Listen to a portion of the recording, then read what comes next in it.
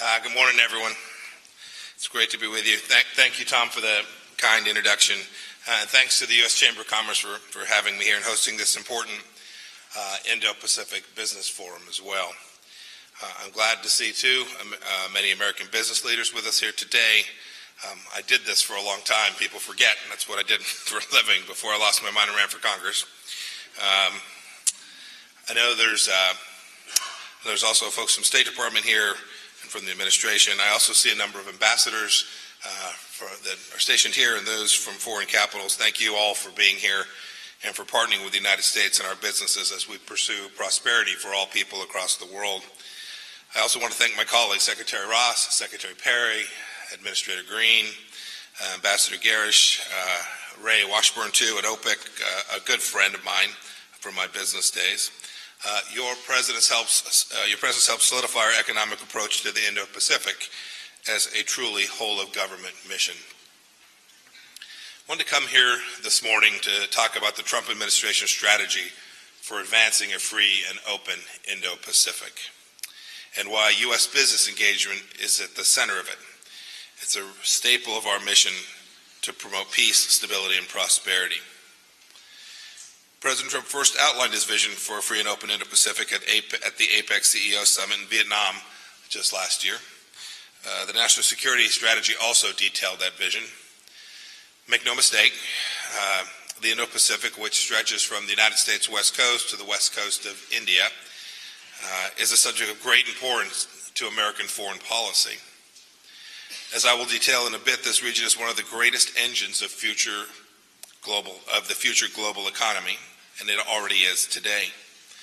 The American people and the whole world have a stake in the Indo-Pacific's peace and prosperity. It's why the Indo-Pacific must be free and open. And for those of you who might not be familiar with our terminology of free and open, I want to just spend a minute talking about what it is this administration means when it uses that language. When we say free in the Indo-Pacific, it means we all want all nations, every nation, to be able to protect their sovereignty from coercion by other countries. At the national level, free means good governance and the assurance that citizens can enjoy their fundamental rights and liberties. When we say open in the Indo-Pacific, it means we want all nations to enjoy open access to seas and airways. We want the peaceful resolution of territorial and maritime disputes.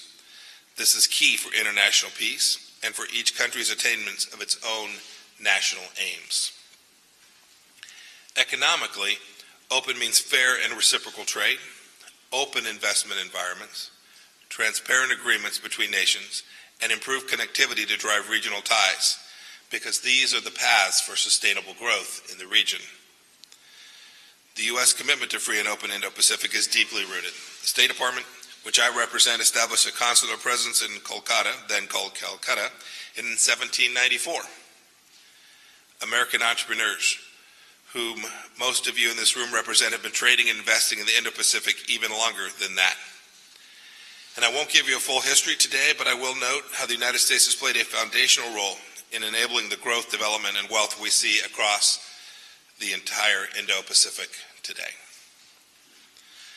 The great theme of our engagement is this: where America goes, we seek partnership, not domination. After World War II, we worked with Japan to forge a great alliance and stimulate an economic boom. South Korea in the 50s was ravaged by conflict. American assistance and investment in railways, ports, and other infrastructure helped create a foundation for our South Korean friends to recover, thrive, and build one of the world's most prosperous economies, one that is now strong enough to aid other countries in their development. In the 60s, we grew partnerships to address basic developmental needs. We supported transformational agricultural efforts, such as the Green Revolution, which forever improved farming of wheat and rice worldwide, and nowhere more than in the Indo-Pacific. We helped Hong Kong, Singapore, and other Southeast Asian economies rise from the 70s onward. In Taiwan, economic development went hand in hand with creating an open, democratic society that blossomed into a high-tech powerhouse. And America was proud to support foundational institutions like ASEAN, APEC, and the Asian Development Bank, among others. Thanks to this history of economic and commercial engagements, America's relationships throughout the Indo-Pacific today are characterized by mutual trust and respect. American friendship is welcomed, and American businesses are recognized for their ingenuity, their reliability, and their honesty. Today, no country does more two-way trade in the Indo-Pacific than the United States. In Southeast Asia, the U.S. is the single largest source of cumulative foreign investment, larger than China, Japan, and the European Union. Open a map of the Indo-Pacific today and is dotted with U.S. public and private efforts to foster self-reliance, build institutions, and promote private sector growth. In the Philippines, Dallas-based Texas Instruments opened a factory in 1979 that helped the country turn into a crucial part of the global semiconductor supply chain. In Malaysia, General Electric first invested in a sales and service center in 1975. Today, GE has over 1,300 employees in the country, from Kuala Lumpur to Sarawak. With Malaysians recently having elected a new government, I want them and their leaders to know that America stands ready, as we always do for partners around the region, to deepen commercial government, people-to-people ties, all based on our shared democratic values. I'll travel there in the week ahead. Chevron was the first company ever granted oil exploration rights in Thailand, and in 1973, it discovered the first hydrocarbons in Thai waters. This gave birth to a major local industry. Today, Chevron is Thailand's top natural gas and crude oil producer, and its investments support more than 200,000 jobs. Meanwhile, Chevron's Energy Science Project trains local teachers in science, technology, engineering, and math to strengthen Thailand's intellectual capital and help Chevron make greater returns on its investment. Chevron's Thailand unit even provided equipment and technical advice for the recent rescue of those courageous boys and their coach who were trapped in a flooded cave. U.S. companies literally help Indo-Pacific partner nations reach for the stars. SpaceX, one of America's most innovative firms, recently launched Bangladesh's first ever indigenous communications satellite. Now, to be clear, the U.S. government doesn't tell American companies what to do, but we help build environments that foster good, productive capitalism. We help American firms succeed so that local communities can flourish and bilateral partnerships can grow. That's why the United States supports educational efforts such as Fulbright University Vietnam and the Young Southeast Asian Leaders Initiative. This is the same kind of commitment we showed in the past when we helped establish the first Indian Institute of Technology, along with 14 regional engineering colleges and 8 agricultural universities all across India. Development finance is also important. Our Overseas Private Investment Corporation has a portfolio of $3.9 billion invested in the Indo-Pacific, alongside American firms in industries from energy to healthcare to banking. For every dollar that OPEC has invested, the private sector has invested $2.76. In Indonesia, OPEC has teamed up with USAID and Colorado-based UPC Renewables to develop the country's first utility-scale wind farm to provide clean, affordable, reliable power to 70,000 Indonesian households. And our Millennium Challenge Corporation has granted $2.1 billion since 2004 to promote development and good governments in Indo-Pacific nations. Right now, MCC is spending $500 million to build hundreds of kilometers of electricity transmission lines in Nepal and realize that country's energy potential. And today, at this Indo-Pacific Business Forum, I am proud to announce the MCC has signed a $350 million compact with the government of Mongolia to develop new, long-term sources of water supply. In addition to helping Mongolia fulfill a critical human need, this will position the country to attract new investment and stimulate private sector-led growth. I know that the Mongolian foreign minister had intended to be here today, but he was unfortunately called away for business. This MCC program will benefit both Mongolia, the region, and the world. I could go on much longer and give you more examples. American companies have been a force for prosperity and good throughout the Indo-Pacific region. Our good faith as a partner is evident in our support of economic development that honors local autonomy and national sovereignty. The United States of America does not invest for political influence, but rather practices partnership economics. The successes of the past and present are just a prelude to what I expect will come in the future. I'm here to say emphatically that the Trump administration is committed to expanding our economic engagement in the Indo-Pacific region. We seek to capitalize on opportunities in accordance with the principles of freedom and openness. As President Trump said in Vietnam last year, the Indo-Pacific is a beautiful constellation of nations, each its own bright star, satellites to none, and each one a people, a culture, a way of life, a home. To burn the brightest, this constellation needs the fuel of innovation and sustainable growth. This is what our Indo-Pacific strategy will promote. We believe in strategic partnerships, not strategic dependency.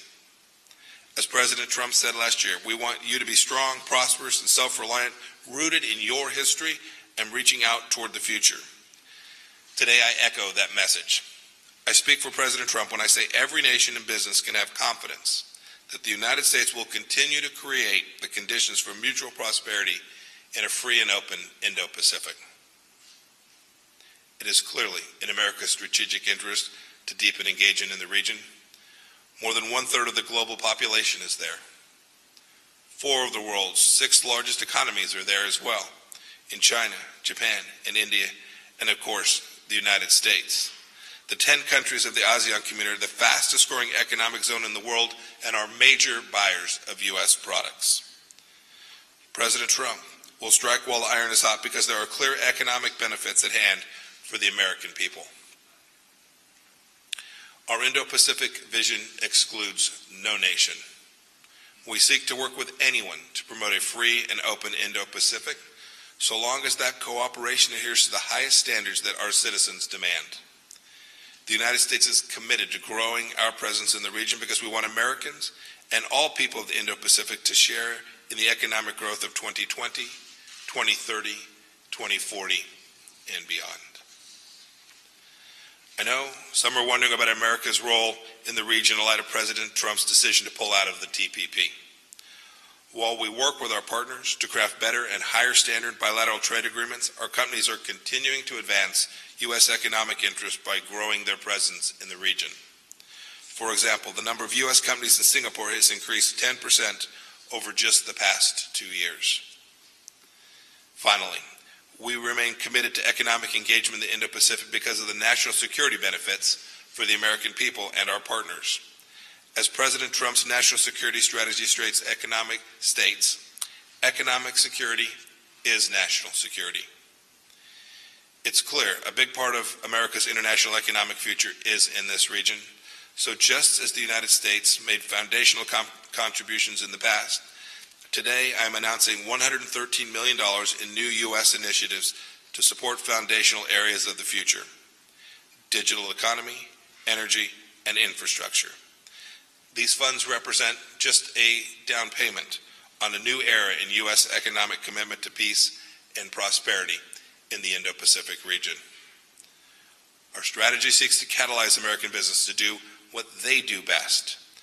President Trump also expects our commitment to generate greater support for a free and open Indo-Pacific from all countries that share our vision of a region rooted in sovereignty, the rule of law, and sustainable prosperity. The first initiative is the Digital Connectivity and Cybersecurity Partnership. This will start with a $25 million initial investment to improve partner countries' digital connectivity and expand opportunities for U.S. technology exports. The U.S. will support communications infrastructure development through technical assistance and public-private partnerships, promote market-driven digital regulatory policies, and build partners' cybersecurity capacity to address common threats. We do this because we recognize the tremendous economic and social benefits that come with an open, secure, and reliable internet. The second initiative is called Asia Edge. It stands for Enhancing Development Growth Through Energy. Energy is, of course, the lifeblood of a modern economy. Through Asia Edge, we will invest nearly $50 million this year alone to help Indo-Pacific partners import, produce, move, store, and deploy their energy resources. America's energy bounty includes vast natural resources, world-leading private firms, sophisticated development financial tools, and peerless technical expertise. We will draw on all of these to grow sustainable and secure energy markets throughout the Indo-Pacific. Third, next, infrastructure. The United States is committed to connectivity that advances national sovereignty, regional integration, and trust. This occurs when infrastructure is physically secure, financially viable, and socially responsible. So the day the U.S. is launching an infrastructure transaction and assistance network to boost the development of infrastructure done right. This whole-of-government initiative, seeded with nearly $30 million, establishes a new interagency body to coordinate, strengthen, and share U.S. tools for project scouting, financing, and technical assistance. It also establishes a new Indo-Pacific Transaction Advisory Fund to help partners access private legal and financial advisory services. In each of these areas, digital economy, energy, and infrastructure, we look forward to working with allies and partners. We also look forward to leveraging the new and modernized tools and improved programming from the BUILD Act that recently passed the House and is now before the Senate. This is a big one. Under the House bill, the U.S. government's developed finance capacity would more than double to $60 billion. Let me say another word about money. President Trump, and I know most of you in this room, don't like to waste a single penny, and this investment is not waste, nor is it about giving money away. This is a strategic investment in the most competitive part of the world for years to come. We're proud to support the BUILD Act and to allocate $113 million in immediate new funds to expand economic engagement in the Indo-Pacific. Later this week, I will make further announcements on security assistance. But we also know government spending alone can never address the Indo-Pacific's needs. According to the Asian Development Bank, developing countries in the region will need $26 trillion for infrastructure by the year 2030. No government, nor combination of governments has that kind of money. Only the private sector does. And only if countries make themselves welcoming to private investment will those trillions of dollars get off the sidelines, into their economies, and into productive enterprises that bring jobs and prosperity to their peoples. For that to happen, Indo-Pacific leaders must prioritize transparency, anti-corruption, and responsible financing. The U.S. government's Indo-Pacific initiatives will be shaped by these values and buttressed by partnerships with American companies. This will reflect American values in the high standards, transparency, and adherence to the rule of law. With American companies, citizens around the world know that what you see is what you get. Honest contracts, honest terms, and no need for off-the-books mischief. Integrity in business practices is an essential pillar of our Indo-Pacific economic vision, and it is what each country in the region needs. As I close today, I want everyone to understand something. This is a commitment. I personally pledge, as a Secretary of State, that I will engage with you. I will engage with Congress and our foreign counterparts. So will our ambassadors and other U.S. officials. I was delighted to make my first trip to Vietnam a few weeks ago, and there will be many more trips to the region even yet this year. One such trip starts on Wednesday of this week. I will travel to Malaysia, to Singapore, and then on to Indonesia for the weekend. I look forward to discussing everything that I've shared with you today with political and business leaders in the region. ASEAN is literally at the center of the Indo-Pacific and it plays a central role in the Indo-Pacific vision that America is presenting. This is one reason that out of the $113 million will come a package of U.S. support for important regional institutions like ASEAN and our ASEAN Connect Initiative, APEC, the Lower Mekong Initiative, and the Indian Ocean Rim Association. More on that later this week. The Trump administration has a clear vision for the Indo-Pacific in the 21st century. It is an American vision that is deeply engaged in the region's economic, political, cultural, and security affairs. Like so many of our Asian allies and friends, our country fought for its own independence from an empire that expected deference. We thus have never and will never seek domination in the Indo-Pacific, and we will oppose any country that does. Rather, we aspire to a regional order, independent nations that can defend their people and compete fairly in the international marketplace. We stand ready to enhance the security of our partners and to assist them in developing their economies and societies in ways that ensure human dignity. We will help them. We'll help them keep their people free from coercion or great power domination. And today I want to close by inviting any nation and any business that wants those values enshrined in this region to partner with the United States government. A free and open Indo-Pacific is America's chosen course, and we hope that it will be yours too. Thank you, God bless you, and have a great day.